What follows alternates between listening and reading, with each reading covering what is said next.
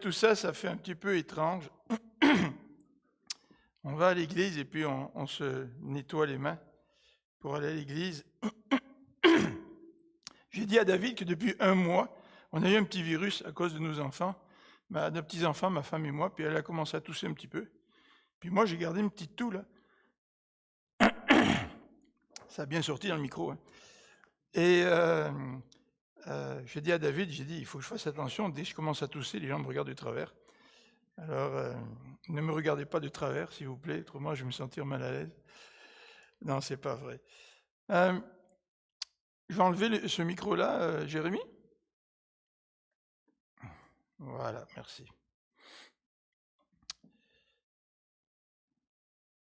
Il y a de cela, je crois, 2 ou 3 dimanches, on avait regardé ensemble 1 Corinthiens chapitre 8.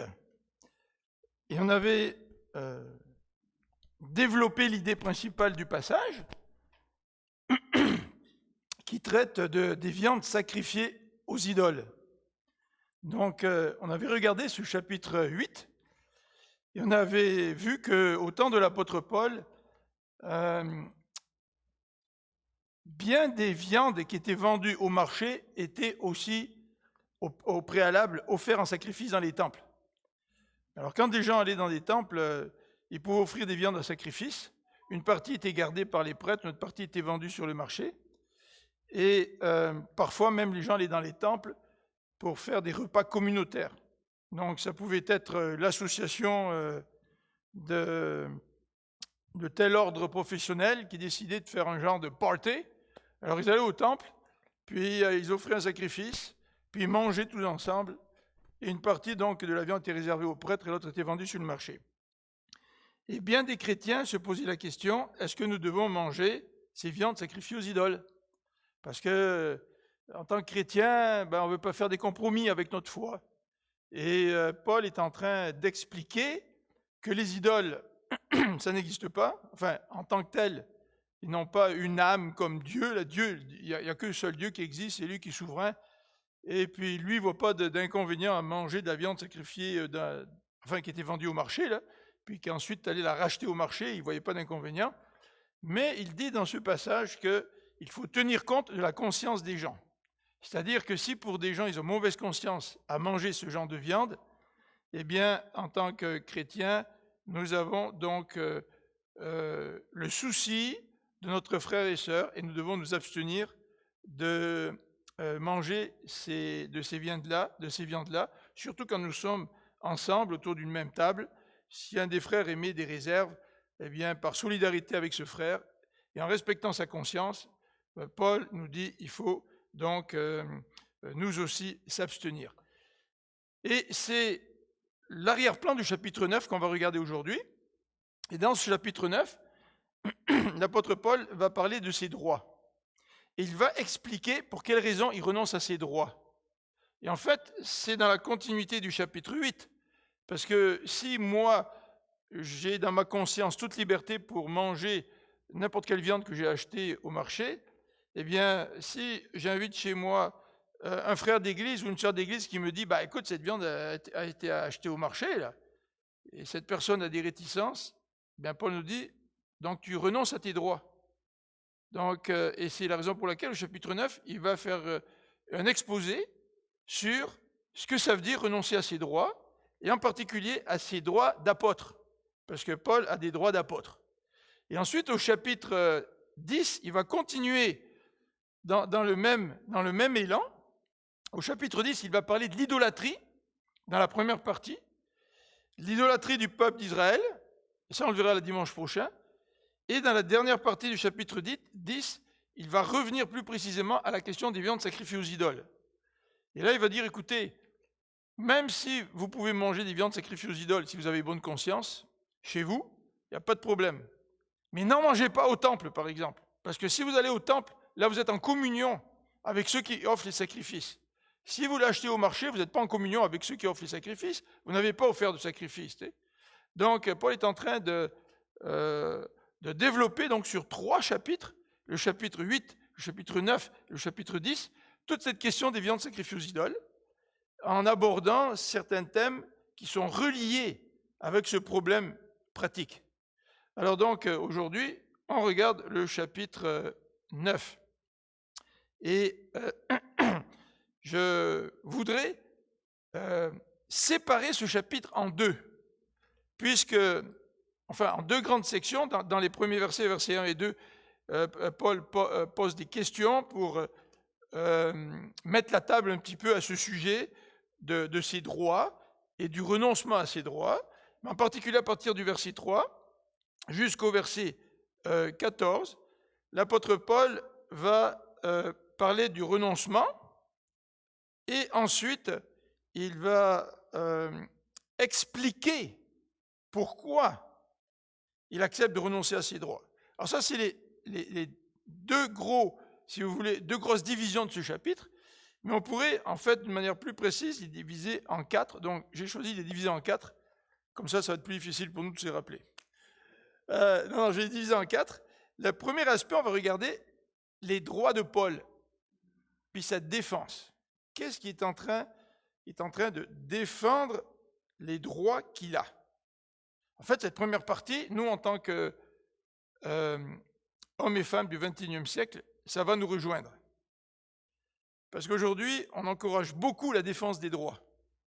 Et je suis allé sur Internet lire plusieurs citations, puis je vous dis que c'est notre responsabilité aujourd'hui de défendre nos droits.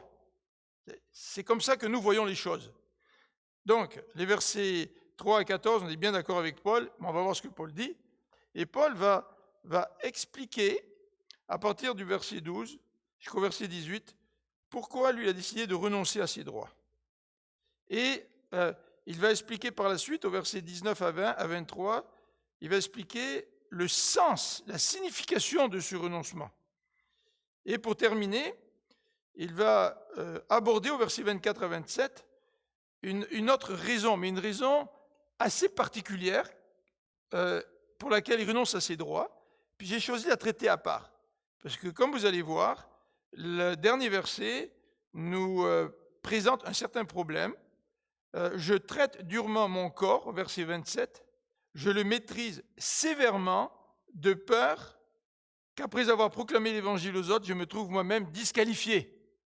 Je ne sais pas qu'est-ce que vous avez dans vos Bibles, je ne me souviens plus de toutes les versions, mais beaucoup de gens, certaines personnes citent ce verset pour dire qu'on peut perdre notre salut. Alors est-ce que c'est vraiment le cas? C'est un petit peu ce qu'on va regarder donc dans la quatrième partie de cette présentation. Alors, on va prier avant de commencer, puis on va lire les deux premiers versets qui servent d'introduction à ce chapitre 9 de 1 Corinthiens. Seigneur notre Dieu, merci pour l'exemple de l'apôtre Paul, et nous voulons nous rappeler que ta parole n'est pas simplement un livre d'enseignement, mais c'est aussi un livre qui nous invite à mettre en pratique ce que tu nous communiques. Et merci pour l'apôtre Paul qui aborde une question extrêmement pratique, la question de ces viandes sacrifiées aux idoles, la question de ses relations avec les frères et sœurs, quand on n'a pas toujours les mêmes opinions, quand on n'a pas toujours les mêmes convictions au niveau de notre conscience. Et merci parce que l'apôtre Paul lui-même est le premier à donner l'exemple. Et Seigneur, aide-nous aussi, nous, dans notre quotidien, à avoir du discernement pour savoir comment appliquer ces principes dans notre quotidien aujourd'hui. Donc Seigneur, ouvre notre cœur à ta parole et par ton esprit, aide-nous à discerner ce que tu attends de chacun d'entre nous. Amen. Versets 1 et 2, chapitre 9. Paul pose des questions. Ne suis-je donc pas libre? Et sous-entend la réponse. Bien sûr que oui. Il y a une façon de poser des questions en grec pour sous-entendre des réponses. Ne suis-je pas apôtre? Oui, il est apôtre. N'ai-je pas vu Jésus notre Seigneur? Oui, il a vu le Seigneur. En tous les cas, sur le chemin de Damas, il a été interpellé par Jésus, qui lui a dit c'est moi que tu persécutes. Et à un moment donné, il a été ravi au 7e ciel, l'apôtre Paul. Et il pose une autre question. Vous-même, n'êtes-vous pas un fruit de mon travail au service du Seigneur? La réponse est bien sûr que oui. C'est lui qui a fondé l'église de Corinthe. Au verset 2, d'autres peuvent refuser de reconnaître en moi un apôtre. Pour vous, du moins, c'est ce que je suis, car vous êtes bien le sceau qui authentifie mon ministère apostolique au service du Seigneur. Donc, les chrétiens de Corinthe représentaient le fruit du travail de l'apôtre Paul. Donc, Paul a des droits, c'est clair. Et il a des droits que d'autres chrétiens n'ont pas. Si nous remarquons cela, les autres chrétiens ne sont pas apôtres, les autres chrétiens n'ont pas vu Jésus comme lui l'a vu, et les autres chrétiens n'ont pas les mêmes fruits que lui a. Donc Paul a des droits, et de plus, il a des droits qui ne sont pas les mêmes que les nôtres, qui sont peut-être encore plus grands que les nôtres. Et pourtant, Paul va renoncer à ses droits.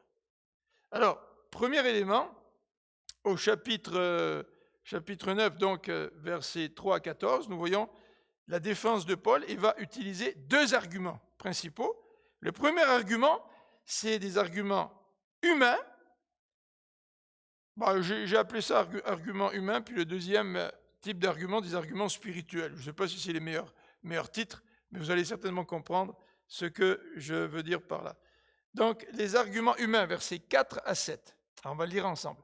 En tant qu'apôtres, ne serions-nous pas en droit de recevoir le manger et le boire pour notre travail? Bien sûr que oui. Ils ont le droit. Verset 5. N'aurions-nous pas le droit d'être accompagnés par une épouse chrétienne comme les autres apôtres, les frères du Seigneur et Pierre? Il aurait le droit, lui, d'être accompagné par une épouse. Ou bien Barnabas et moi-même, serions-nous les seuls à devoir travailler pour gagner notre pain? Et là, il va utiliser trois images. Dites-moi, avez-vous jamais entendu parler d'un soldat servant dans une armée à ses propres frais? Ou d'un vigneron qui ne mangerait pas des raisins de la vigne qu'il a plantée? Quel berger élève un troupeau sans jamais profiter du lait de ses brebis? Voyez-vous, c'est des arguments humains qu'il nous présente pour nous dire qu'il a des droits et qu'il pourrait très très bien se référer à ces droits pour obtenir des privilèges. Et aujourd'hui, quand on a des privilèges, généralement, on en profite. Hein? Si vous avez des privilèges dans votre compagnie, vous en profitez. Il y a des gens qui ont des frais de, comment on dit ça, là, de voyage ou des petites caisses là, dans les compagnies. Puis bon, écoute, ils vont au restaurant pour le travail, ils mettent la facture sur les frais de compagnie. Parfois, ils vont au restaurant, c'est pas toujours pour leur travail, mais ils ont la tentation de mettre pareil sur les frais de la compagnie. Tu sais. Mais toujours est-il, quand on a des droits, généralement, on profite des bénéfices qui vont avec. Alors, regardons ces droits humains. Donc, le manger et boire. Quand il nous dit au verset 4, « Serions-nous pas en droit de recevoir le manger et le boire pour notre travail ?» Le manger et le boire, ce sont des éléments fondamentaux à la vie des gens. Tu as besoin de manger, tu as besoin de boire. Et généralement, les gens qui travaillent, ils méritent un salaire pour pouvoir répondre à leurs besoins fondamentaux. Et comme nous allons voir, l'apôtre Paul va même renoncer à ses besoins fondamentaux. Donc, il va quand même assez loin dans son renoncement, l'apôtre Paul. Et nous allons voir pourquoi. Ensuite, il nous parle de cette coutume parmi d'autres leaders, et notamment pour Pierre, un autre apôtre, le fait d'être accompagné par une épouse chrétienne. Et lui a choisi, lui et Barnabas, de ne pas être accompagnés par leur épouse. Donc, ils ont renoncé à ce privilège-là. Et c'est vrai qu'aujourd'hui, vivre avec quelqu'un, c'est tellement important. On dit que c'est un besoin essentiel de vivre avec quelqu'un. En fait, il y a des gens célibataires qui ne sont pas à l'article de la mort. Par contre, ils arrêtent de boire et manger, ça c'est une autre paire de manches. Et parfois, dans notre société, on pense que le sexe ou le fait de vivre en couple, c'est aussi essentiel que de manger et boire. C'est important parce que Dieu a créé l'être humain pour être avec un conjoint, une conjointe, bien sûr. Mais disons que ce besoin-là, même s'il est important, il n'est pas tout à fait au même pied d'égalité que de manger et boire. Hein? Ensuite, l'apôtre Paul donc utilise ces trois images, et c'est des images qui sont quand même assez fortes. Un soldat ne va jamais à la guerre sans être payé. En fait, si à un moment donné, on ne te paye pas ta solde, ça peut durer quelques mois, mais ça va finir immanquablement par une révolte des soldats. Donc, si tu veux garder tes troupes avec toi, eh bien, il faut que tu t'arranges pour les payer. Et c'est tout à fait évident. C'est un exemple qui est tiré de la vie de l'époque, puisque les Romains, comme vous savez, avaient des des légions, des soldats, c'était des envahisseurs, il fallait qu'ils puissent payer leur armée. Et celui du vigneron, c'est aussi vrai. Si on a notre propre vigne, eh bien, on est les premiers à pouvoir bénéficier comment dirais-je, des raisins qui poussent dans la vigne. Et il en est de même avec le berger qui a un troupeau, il va profiter du lait de ses brebis. Tu sais. C'est évident, c'est une logique qui devrait s'appliquer, nous dit l'apôtre Paul, même dans son ministère d'apôtre. Donc c'est une logique qui n'est pas toujours observée dans nos milieux chrétiens. Selon les milieux que vous fréquentez, parfois, il y a des chrétiens qui pensent que si tu sers le Seigneur, tu dois faire vœu de pauvreté et tu dois vivre par la foi. Alors, si le Seigneur nous demande de vivre par la foi, c'est une chose. Mais si c'est des frères et sœurs de l'Église qui veulent nous imposer de vivre par la foi, ça, c'est une autre paire de manches. Si tu vis par la foi, si tu acceptes de ne pas recevoir ce que tu devrais à cause de ton travail, c'est parce que c'est le Seigneur qui t'a mis une conviction dans ton cœur. Et ça peut se faire même pour certaines périodes de temps, pas nécessairement pour toute ta vie. Il y a des saisons dans les ministères et parfois tu peux accepter cela. Nous, quand on était pasteur dans une de nos dernières églises, à un moment donné, on a accepté de vivre avec 2/3 du salaire. Mais ce n'est pas l'Église qui nous l'a imposé. C'est nous qu'on a accepté, puis on a accepté ça pendant un certain temps. Et on ne pouvait pas faire ça pendant 40 ans. Tu sais. Mais le Seigneur nous a bénis, il a répondu à nos besoins, même si parfois c'était difficile, il ne faut pas se le cacher. Quand c'est le Seigneur qui te le demande, de faire certains sacrifices, de faire certains renoncements, il va te donner la force de passer à travers tout ça. Tu sais. Mais d'une manière normale, logique, tous ceux qui travaillent méritent un salaire. Et non seulement les soldats, les vignerons, puis les bergers, mais aussi ceux qui travaillent dans l'œuvre du Seigneur. L'argument spirituel qui développe au verset 8 à 15, nous voyons ceci. « Et je ne tire pas mes arguments des seuls principes établis par les hommes. » C'est pour ça que j'appelais ça argument humain. Tu sais. Car la loi dit les mêmes choses. Donc il y a des principes humains auxquels correspondent des principes spirituels. Ce n'est pas juste des principes humains, charnels, qu'on devrait laisser de côté. Non, ça correspond aussi à des principes spirituels qui sont tirés de la loi même. Donc, au verset 8 à 12, il va élaborer en disant au verset 9, « C'est bien dans la loi de Moïse qu'il est écrit, tu ne mettras pas de muselière à un bœuf pendant qu'il foule le grain. Dieu s'inquiéterait-il ici des bœufs? N'est-ce pas pour nous qu'il parle ainsi? » Ah tiens, l'apôtre en fait une application. Bien sûr que si, c'est pour nous que cette parole a été écrite, car il faut que celui qui laboure le fasse avec espérance et que celui qui bat le blé puisse compter sur sa part de la récolte. Puisque nous avons semé parmi vous les biens spirituels, serait-ce de notre part une prétention exorbitante si nous nous attendions de vous quelque avantage matériel? Du moment que d'autres exercent ce droit sur vous, ne l'avons-nous pas à plus forte raison? Donc, l'apôtre Paul est en train de parler de cette coutume, celui de la coutume qui est tirée de la loi. Quand un bœuf foule le grain, vous savez que le bœuf était attaché à un genre de roue là, qui tournait, tu sais, puis le bœuf faisait tourner cette roue, et puis en faisant ça, il piétinait le grain, donc il foulait le blé pour le préparer. Donc si le bœuf à un moment donné s'arrête pour manger, la loi dit laisse-le manger. Il travaille, laisse-le manger. Ne lui tape pas dessus pour qu'il aille encore plus vite. Tu sais. Donc Paul est en train de dire ce principe s'applique à ceux qui accomplissent un travail. C'est la même chose. Donc il le tire de la loi. Au verset 13, il va le tirer des prêtres dans le temple, mais auparavant, au verset 12a, il nous dit « Du moment que d'autres exercent ce droit sur vous, ne l'avons-nous pas plus forte raison ?» Il y avait des gens à Corinthe qui exerçaient ce droit, des gens qui critiquaient Paul, des gens qui disaient « nous on est de Paul, nous on est de Pierre, nous on est de Jésus, nous on est... » Vous vous rappelez les divisions qu'il y avait dans l'église de Corinthe là? Donc il y avait des gens, des leaders dans l'église de Corinthe, qui eux retiraient un avantage d'être leader dans l'église. Mais Paul dit, le premier qui devrait retirer des avantages, c'est qui? C'est moi, parce que c'est moi le fondateur de l'Église. Donc ça me fait penser à une situation que mon ami Jeff Lorrain cite souvent. Quand il s'est converti, il est converti en France, dans le sud de la France, puis le premier pasteur qui a pris soin de lui, pasteur Jeff, a gardé une étroite relation avec lui. Et à un moment donné, à l'Église, ils ont lu un passage qui dit « Tu dois te rappeler de ceux qui enseignent la parole de Dieu. » Et à ce moment-là, ils ont pris la décision, ici à Fabreville, de mettre un montant à chaque mois pour ce pasteur et sa femme.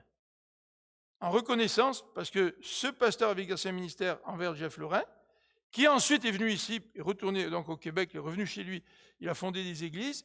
Donc, il a voulu appliquer ce principe. Et quand le pasteur est décédé, ils ont continué à verser un montant pour sa veuve. Donc, vous voyez, le principe peut s'appliquer dans toutes sortes de contextes. Probablement que ce pasteur avait des besoins particuliers, parce qu'aujourd'hui, bien des pasteurs à la retraite, ils ont leur retraite, puis ils peuvent vivre sans que les églises dans lesquelles ils ont travaillé continuent à leur fournir quelque montant que ce soit. Donc voilà un petit peu l'application que Jeff a fait de cela. Verset 13, les prêtres. Pourtant, vous le savez, ceux qui font le service sacré dans le temple reçoivent leur nourriture du temple. Ceux qui officient à l'autel reçoivent leur part des sacrifices offerts sur l'autel.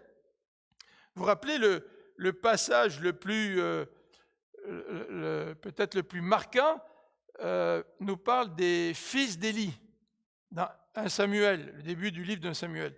Les fils d'Élie qui donc recevaient les offrandes du peuple, et au lieu d'offrir à Dieu la meilleure part des offrandes et de garder la part qui leur était réservée, ils volaient même la part qui était réservée à Dieu. Tu sais. Mais un excès n'annule pas le principe de mériter le fruit de ton travail. Tu sais. Donc ici, Paul fait référence donc aux prêtres. Et pour boucler la boucle, Paul va au verset 14 parler du Seigneur lui-même. De même, le Seigneur a ordonné que ceux qui annoncent l'Évangile vivent de cette annonce de l'Évangile. Alors quand on écoute Paul, on se dit, ça a bien du bon sens, hein, ce qu'il dit. Et pourquoi Paul accepterait de renoncer à tout ça? Parce que normalement, tu ne renonces pas à tout ça, c'est évident. Et Paul va renoncer à tout ça, et il le dit, notamment dans la deuxième partie du verset 12, « Eh bien, nous avons préféré ne pas user de ce droit, au contraire, nous supportons tout afin d'éviter de faire obstacle, si peu que ce soit, à l'évangile de Christ. » Et au verset 16, « En effet, je n'ai pas à m'enorgueillir de ce que j'annonce l'évangile, c'est une obligation qui m'est imposée. Malheur à moi si je n'annonce pas l'évangile. Ah, certes, si la décision d'accomplir cette tâche ne venait que de moi, je recevrais un salaire. Mais puisque cette décision n'a pas dépendu de moi, je ne fais que m'acquitter d'une charge qui m'a été confiée. » Alors, le verset 16 nous dit d'une manière très très claire, je suis allé trop en avant. Non, c'est ça. Voilà, excusez-moi, je suis mêlé dans le PowerPoint. Voilà. Alors donc, nous allons regarder la raison de sa préférence. La raison de la préférence, elle est donc indiquée au verset 12b. Si on regarde le verset 12b, nous supportons tout afin d'éviter de faire obstacle à l'évangile. Ça veut dire que l'apôtre Paul se dit, si le fait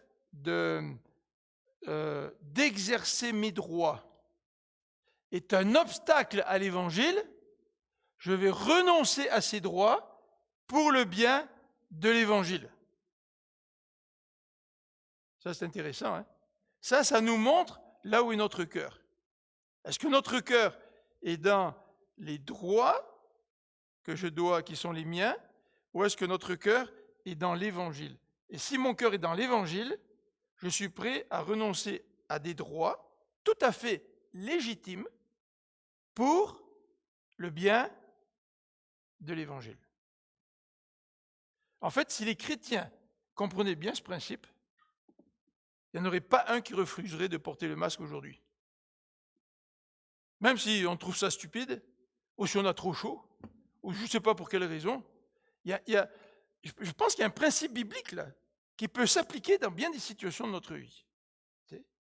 Tu peux avoir des droits, par exemple, en rapport avec de l'argent. Est-ce que tu aimes plus l'argent ou est-ce que tu préfères le témoignage? Ma sœur et moi, on a vendu la maison de mon père quand mes parents sont décédés. Et il semblerait que il y a un système en France qui dit que si la maison est à toi au 1er janvier, c'est toi qui payes pour les taxes de l'année. Et si tu vends ta maison le 15 janvier, c'est sûr que tu vas payer toutes les taxes pour l'année, mais celui qui achète la maison, on va calculer le prorata, puis il va payer sa part de taxes à partir du 15 janvier jusqu'au 31 décembre. Puis nous, on a vendu la maison, donc on va payer toutes les taxes, mais il se trouve qu'il y a certaines difficultés avec l'acheteur. Et ma sœur et moi, on a dit, qu'est-ce qu'on fait? Est-ce qu'on lui envoie une note de frais, qui serait tout à fait légitime, ou est-ce que pour préserver des bonnes relations, on va passer par-dessus ça, puis on va payer les taxes pour l'année? Alors, est-ce que tu aimes l'argent, ou tu préfères avoir de bonnes relations? Ça devient extrêmement pratique, hein, cette question de droit. J'ai des droits et je ne veux pas renoncer à mes droits, même si j'ai une bonne raison. Alors tu ne renonces pas à tes droits si tu n'as pas de bonne raison. Tu ne vas pas renoncer à manger et à boire, ça n'a pas de bonne raison. Tu sais. Alors voilà, au verset 15, l'apôtre Paul nous dit « Mais moi, je n'ai fait valoir aucun de ces droits, et si je les mentionne ici, ce n'est pas pour les revendiquer. » Donc il n'ira pas manifester, Paul, pour ses droits. Je préférerais mourir plutôt que de me laisser ravir ce sujet de fierté. Vous voyez, sa fierté, c'est de renoncer à des droits, mais pour une bonne cause. Tu ne renonces pas à tes droits par ascétisme, là, ou tu ne renonces pas à tes droits en disant « Moi, je vais être meilleur que les autres, parce que je vais leur montrer que moi, je suis au-dessus de tout ça. » Non, c'est parce que tu as une bonne raison. Et la bonne raison, c'est la proclamation de l'Évangile. Et regardez ce qu'il dit au verset 18. Au verset 18, il nous dit « En quoi consiste alors mon salaire ?» Si je renonce à mes droits, à quoi consiste mon salaire? Dans la satisfaction de pouvoir offrir gratuitement l'Évangile que je proclame en renonçant volontairement aux droits que me confère ma qualité de prédicateur de l'Évangile. La satisfaction. Est-ce que j'ai une satisfaction de renoncer à certains montants financiers pour préserver de bonnes relations? On ne dit pas, quand on parle de renoncer aux droits, ça ne veut pas dire qu'on doit se faire écraser par les autres pour aucune raison. Là. C'est pas ça, là, tu sais. Il y a à certains moments, c'est important de proclamer tes droits. Vous vous rappelez quand l'apôtre Paul a été à un moment donné battu de verge, là? Et puis quand les Romains se sont rendus compte, parce qu'ils ne l'avaient pas dit, ils se sont rendus compte qu'il était citoyen romain. Vous vous rappelez de ça? Les Romains, ils étaient tout à fait effrayés parce qu'ils n'avaient pas le droit de traiter de cette manière-là un citoyen romain. Mais Paul avait volontairement renoncé à en parler. Mais par contre, au moment jugé opportun par lui, là, il a soulevé. Tu sais, j'ai des droits en tant que citoyen romain. Et là, il a utilisé ces droits, notamment plus tard, pour en appeler à César. Vous vous rappelez? Donc, il y a une certaine sagesse à avoir pour discerner quand renoncer à tes droits, pour quelles raisons, et en même temps, quand tu dois exercer tes droits, pour certaines raisons aussi.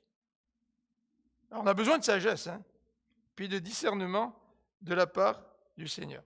Alors, pourquoi ce renoncement? On voit la raison de ce renoncement, et on a donc dans les versets 16 à 17, que j'avais trop anticipé tout à l'heure, on a donc une autre raison, c'est que l'annonce de l'Évangile, c'est pour lui une obligation.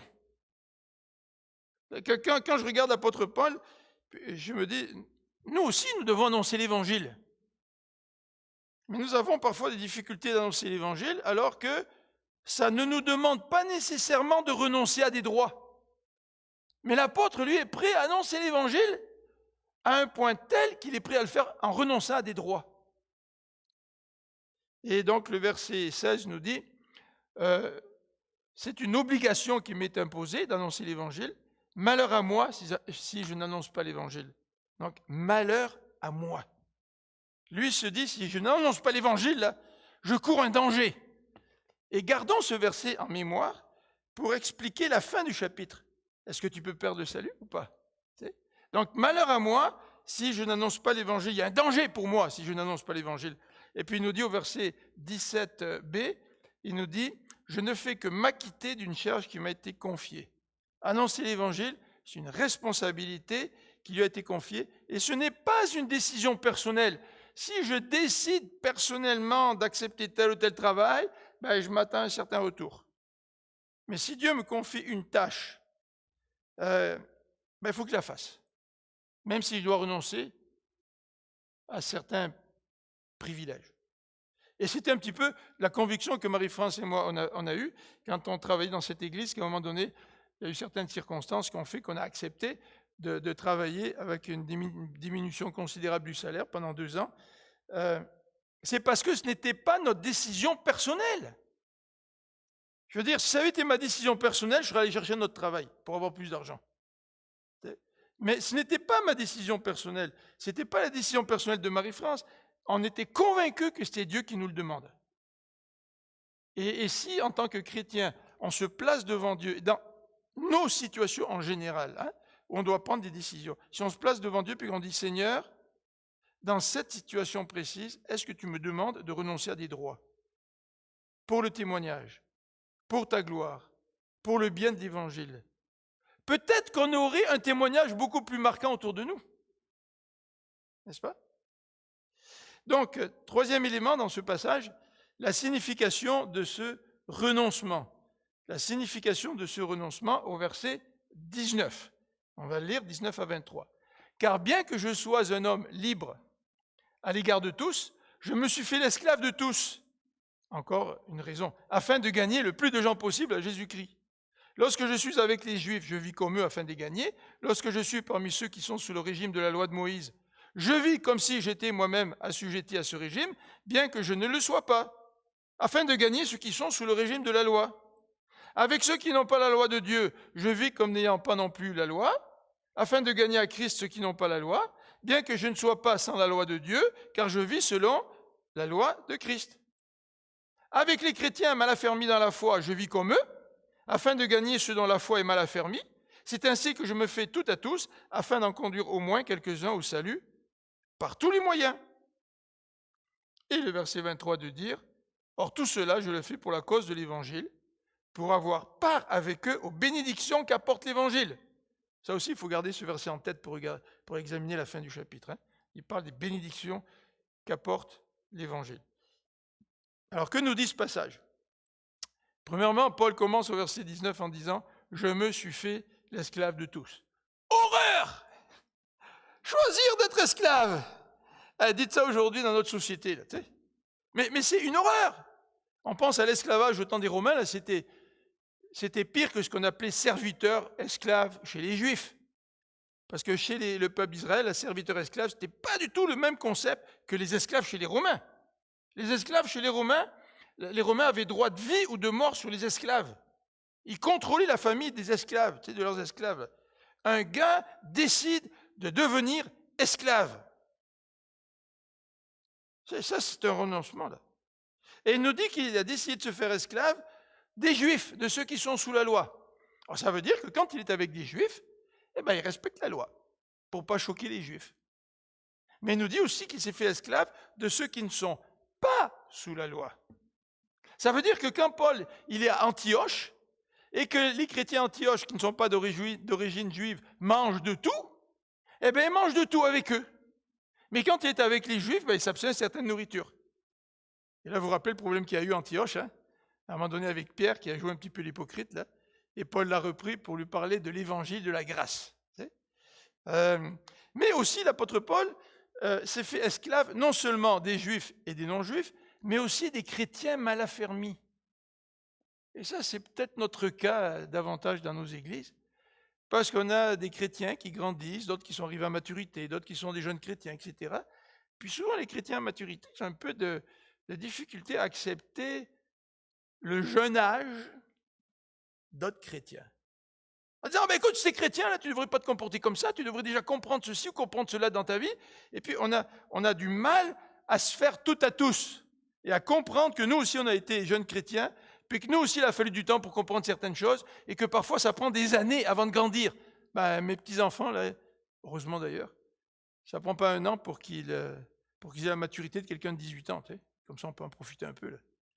Mais ça prend longtemps avant de devenir adulte. Tu sais. Et c'est la même chose avec les chrétiens mal affermis. Et Paul sous-entend déjà au chapitre 8 de 1 Corinthiens que ceux qui ne mangent pas des viandes sacrifiées aux idoles achetées sur le marché sont des gens qui sont un peu faibles dans leur foi. Mais il le dit de telle sorte pour ne pas mettre mal à l'aise ces chrétiens-là. Et il dit aux autres chrétiens, vous devez les respecter. Vous devez respecter leur conscience. Alors, il y a bien sûr une différence entre des gens qui désobéissent carrément à Dieu, là, et avec qui on doit faire la discipline, c'est-à-dire les aider à corriger certaines choses dans leur vie, et ceux qui sont plus jeunes à leur foi, puis qui ont besoin de temps pour comprendre certains éléments de la vie chrétienne. Donc, dans ces quelques versets, nous explique le sens de ce renoncement. Il s'est fait esclave de tous, mais aussi sa détermination au verset 22. Donc, avec les chrétiens mal affermis dans la foi, je vis comme eux, afin de gagner ceux dont la foi est mal affermie. C'est ainsi que je me fais tout à tous, afin d'en conduire au moins quelques-uns au salut par tous les moyens. Donc, vous voyez, sa détermination à se faire tout à tous. Il faut être déterminé, tu sais. Il faut vraiment être déterminé. Comment on juge les gens, c'est incroyable parfois. Ah ben la personne a un arrière-plan particulier, la manière dont elle s'habille, elle dit qu'elle est chrétienne, mais elle devrait comprendre qu'on doit s'habiller un petit peu différemment, ou peut-être les lectures qu'elle lit sur le positivisme, ou je ne sais pas trop quoi, là, puis on se dit, elle n'a pas compris encore la différence qu'il y a entre toutes ces théories-là puis l'Évangile. Non, Paul va se faire tout à tous pour essayer d'accompagner les gens dans leur croissance. D'accord ? Et il renonce donc à ses droits, il est déterminé à renoncer à ses droits, et il nous le dit, pour en conduire le plus possible au salut. Le salut, ce n'est pas juste l'acceptation de l'Évangile. L'acceptation de l'Évangile, c'est le début de la marche chrétienne. Le salut, c'est ma vie chrétienne jusqu'au moment où le Seigneur me reprend avec lui. Là, je me retrouve en sa présence, et là, je jouis de mon salut, tu sais, vraiment, là. On a le salut aujourd'hui, c'est vrai, on l'a. Mais notre salut est aussi en devenir, puisque on le vit au fur et à mesure que nous avançons dans la vie. Donc le but de Paul, c'est de conduire le plus possible de gens au salut. Dernier élément, il présente à la fin du chapitre une autre raison pour ce renoncement. Donc dans les versets 24 à 27, et il va nous présenter 3 images. Verset 24. Ne savez-vous pas que sur un stade, tous les concurrents courent pour gagner, et cependant, un seul remporte le prix. Courez comme lui de manière à gagner. Donc, courez comme celui qui gagne. Parce que celui qui gagne, il veut gagner. Donc, courez de la même manière. Tous les athlètes s'imposent une discipline sévère dans tous les domaines pour recevoir une couronne qui pourtant sera bien vite fanée, alors que nous aspirons à une couronne qui ne se flétrira jamais. C'est pourquoi si je cours, ce n'est pas à l'aveuglette, et si je m'exerce à la boxe, ce n'est pas en donnant des coups en l'air. Je ne sais pas si vous avez vu un match de boxe, mais il n'y a aucun boxeur qui frappe l'air n'importe comment. Autrement, il va se faire étaler en rien de temps, ça je vous le dis. Alors, regardons les 3 images très rapidement, qui expliquent donc encore une fois la raison pour ce renoncement. Le coureur court pour gagner. Si tu ne cours pas pour gagner en te disant « l'important, c'est de participer », ben, tu ne gagneras pas. Alors, je comprends qu'il y a des contextes, bien sûr, où c'est vrai que dans certains contextes, notamment avec nos enfants, etc., on veut faire des compétitions pour passer un bon temps, ce n'est pas le prix qui nous intéresse. Mais si tu es un sportif professionnel, tu veux gagner. Et Paul nous dit, au service du Seigneur, il faut que tu aies le même état d'esprit. Il faut que tu marches dans ta vie avec cette intention de remporter le prix, de remporter la couronne. Il va parler des couronnes. Et c'est cela qui devrait nous motiver et qui devrait faire en sorte que quand la situation l'exige, quand le Seigneur le demande, nous sommes prêts à renoncer à des droits. Et plus ça fait mal de renoncer à des droits, plus ça démontre nos attachements à ce à quoi le Seigneur nous demande de renoncer. Et c'est là qu'il y a le plus de résistance. Et c'est là que nous refusons de renoncer à ces droits-là. Mais en faisant cela, nous ne remporterons pas les couronnes que le Seigneur nous réserve. Donc, on parle aussi donc, au verset 25 des 2 couronnes. Et juste pour dire ceci, que les couronnes dans les stades romains, c'était des couronnes de laurier. Tu sais, qui étaient tressées, là, tu recevais la couronne de laurier. Mais c'est vrai que cette couronne fanait. Ce n'était pas en métal, en or, en argent ou en bronze comme aujourd'hui. Là. Ces genres de couronnes-là, ça fanait. Tu sais. Donc, l'apôtre Paul nous dit, si on est prêt à courir pour des couronnes qui se fanent, à combien plus forte raison nous devrions être prêts à courir pour des couronnes qui ne se fanent pas. Troisième image qui est utilisée, c'est l'entraînement calculé du boxeur. Donc on l'a dit là, le boxeur, il calcule sa manière dont il se bat.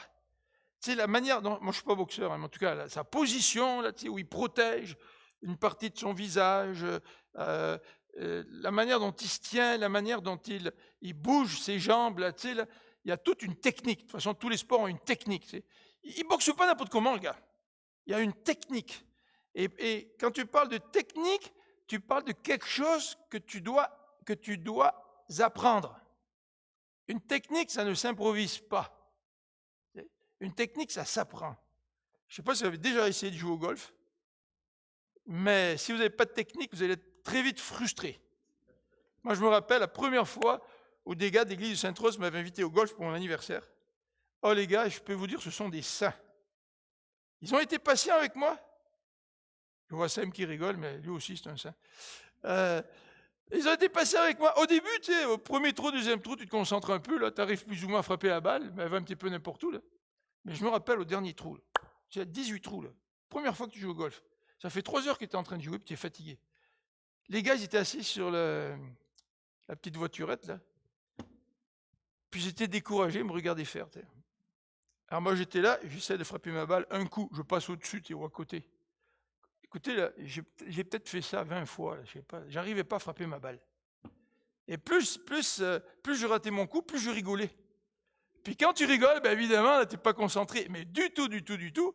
Ça fait que je ne sais même plus qu'est-ce qui est arrivé, je ne sais même pas si finalement j'ai frappé la balle, ou si finalement j'ai arrêté, mais je les voyais, les gars, assis sur la voiturette, puis ils ne voulaient pas me dire, Philippe, arrête un peu, là, laisse ta place, tu n'étais pas obligé de finir 18 trous, là.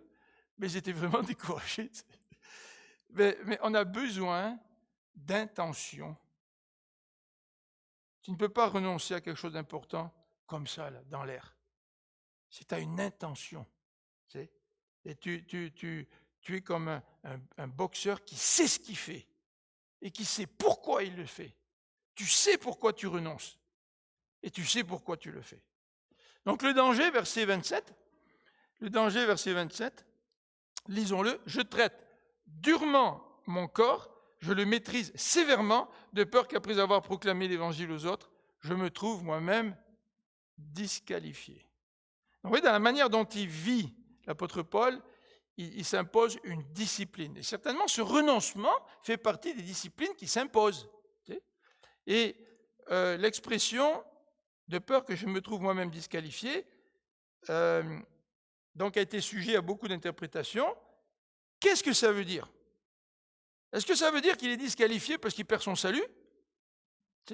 Ou est-ce que ça a un autre sens? Vous savez qu'il y a plusieurs passages dans le Nouveau Testament qui sont l'objet de controverses, qui semblent dire qu'on perd le salut, et d'autres passages qui semblent dire qu'on ne le perd pas. Alors les passages qui nous disent qu'on ne perd pas le salut, comme dans Jean 10, il n'y a personne qui peut pardon, il n'y a personne qui peut ravir les brebis de ma main. Ça, c'est un passage un peu difficile à tordre, pour dire que tu peux perdre ton salut, quelqu'un peut te ravir de la main du berger, tu sais. C'est assez difficile, ça. Mais il y a d'autres passages où on se dit, est-ce que ça parle de la perte du salut ou pas? Mais en fait, quand on les examine en détail, dans le contexte, chacun de ces passages-là peuvent très bien être interprétés autrement que la perte du salut. Alors, on ne peut pas prendre tous les passages ensemble aujourd'hui, mais en tout cas, il y en a un. Alors, qu'est-ce que c'est le contexte? Il faut regarder le contexte. Le contexte, c'est de prêcher l'Évangile sans tout faire pour gagner autrui. C'est ça qui te disqualifie. Si tu prêches l'Évangile et tu fais tout pour gagner autrui, même jusqu'à renoncer à certains de tes droits, eh bien, tu vas toi-même, comme nous dit le verset 23, avoir part aux bénédictions qu'apporte l'Évangile.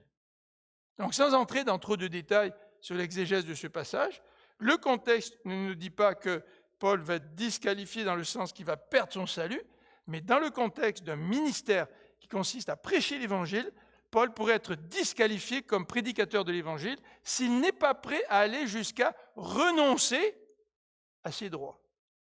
Et nous, en tant que chrétiens, lorsque nous servons Dieu, que ce soit dans n'importe quel ministère de l'Église, parfois Dieu nous demande de renoncer à des droits. Parfois, il nous demande de renoncer à des droits, de se reposer et de dormir. Aussi simple que ça. Parce que tu veux servir le Seigneur, puis dans certains contextes, Dieu te demande de faire certains sacrifices. C'est sûr que Dieu ne te demande pas de manquer de sommeil pendant toute une année de suite. Bien sûr, il faut être sage. Mais dans certains contextes, oui, Dieu me le demande. Et est-ce que je suis sensible à cela? Ou est-ce que je dis, non, moi, il faut que je dorme, là, j'ai sommeil, puis je ne suis pas disponible. Est-ce que vous me comprenez là? Mais ce n'est pas moi à dire à quelqu'un, là, tu dois sacrifier cet élément de ta vie pour servir Dieu. Non, ce n'est pas moi qui le demande. Ce n'est pas vous qui le demandez. C'est Dieu qui donne la conviction à quelqu'un. Et nous devons respecter la décision de l'enfant de Dieu qui a le Saint-Esprit comme nous et qui consulte Dieu pour savoir ce que Dieu lui demande. Donc, vous vous rappelez aussi que dans 1 Corinthiens 3, au verset 14 et 15, ça c'est le contexte plus large du livre, l'apôtre Paul nous dit que les œuvres sont comparées à des matériaux qui peuvent résister au feu et d'autres matériaux qui ne résistent pas au feu. Vous vous rappelez de ça? L'argent, les pierres précieuses, l'or. Si tes œuvres sont comparées à de l'argent, les pierres précieuses et l'or, tu vas être testé là, au jour du jugement de Dieu, tu sais, et tu vas avoir ta récompense parce que tes œuvres vont passer le test. Mais il y a d'autres œuvres qui ne passeront pas le test. Si tes œuvres, qui peuvent être comparées à du bois, à de la paille, ces œuvres-là vont brûler. L'apôtre Paul nous dit, tu vas être sauvé, donc ce n'est pas une question de perte de salut, là. Tu vas être sauvé comme au travers du feu. C'est-à-dire, tu vas être sauvé, pardonnez-moi l'expression, tout nu. C'est-à-dire, tu vas rentrer en présence de Dieu, et au lieu de rentrer en présence de Dieu avec les œuvres que le Seigneur avait préparées d'avance pour toi, puis que tu as accomplies, tu vas rentrer en présence de Dieu avec très peu d'œuvres, parce que la manière dont tu as fait les œuvres, c'était sans vraiment comprendre ce que Dieu te demandait, sans vraiment accepter, quand c'est le temps, de renoncer à tes droits. Et c'est pour ça que tes œuvres n'ont pas aussi grande valeur que les œuvres d'autres frères et sœurs qui, eux, ont accepté, par conviction, de servir le Seigneur, de servir l'Évangile, en acceptant donc de faire des sacrifices. Alors, vous voyez comment Paul il met la table pour cette question des viandes sacrifiées aux idoles. Hein? Il amène cette question de renoncer à tes droits. Parce que Paul sait que c'est le plus difficile chez l'être humain de renoncer à ses droits. Je disais cela pour terminer à Marie-France dans la voiture en venant, on parlait de la pandémie. Puis je disais à Marie-France, j'ai dit au tout début de la pandémie, j'ai lu un article. Tout début, là, c'était au mois de mars par là, qui disait que nous, les Occidentaux, nous allons avoir un problème majeur dans le cadre d'une pandémie.